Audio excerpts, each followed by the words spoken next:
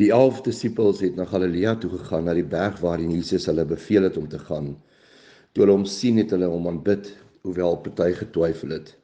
Jesus kom toe nader en sê vir hulle, ek lees vir julle uit Matteus 28 vers 16 vandag, en die van ons wat nou vergeet het, vriende, dit was gister die Hemelvaartsdag, en hy is net voordat hy opvaar na die hemel toe, gee vir hulle die twee belydenisse, maar die eerste een het word die credo, het geword die belydenis van die kerk. Hy sê vir hulle, aan my is alle mag gegee in die hemel en op die aarde.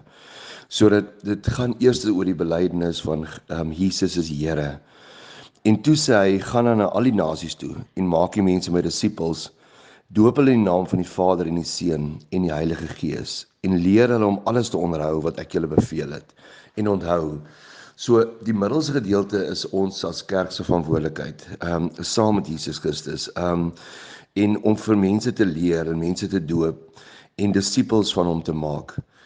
Maar dan kom hy en dan gee hy vir ons die ongelooflike woorde, die tweede credo of die tweede belydenis van die kerk, en dit is, en onthou, ek is by julle al die dae tot die volëinding van die wêreld.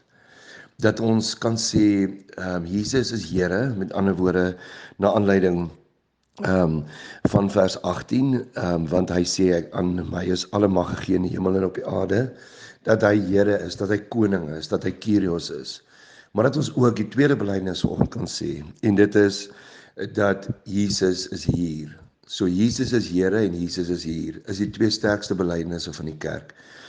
Vriende, en daarom wil ek vanoggend met jou gesels oor die Hemelvaartsdag, want vir ons as Christene, ons vier meer gereedelik Kersdag, Jesus se geboorte, en ons vier dan ook Paasfees, sy kruisiging en sy opstanding. Maar dit is asof Christene wegskram, daar's nie eens meer 'n vakansiedag daarvoor, hulle vier nie die Hemelvaartsdag nie. Want wie wil nou Jesus se weggaan vier? Wie wil nou vier wanneer hy vir ons agterlaat? Dit is mos iets wat mense nie regtig vier nie. Maar vriende, dit is as jy die hemelvaart miskien in 'n ander perspektief verstaan wat nie heeltemal reg is nie. Want hemelvaart beteken nie wegvaar nie. Hemelvaart beteken nader aan ons kom. Dit beteken dat Jesus het net 'n dimensieverandering ondergaan. Hy's nie weg nie. Want ons kyk altyd op na die hemele toe asof dit daarbo is. Maar hy het nie weggevaar vir ons af nie. Nee, dis hoekom hy sê, dis julle beter dat ek weggaan. Want nou is hy ons Here en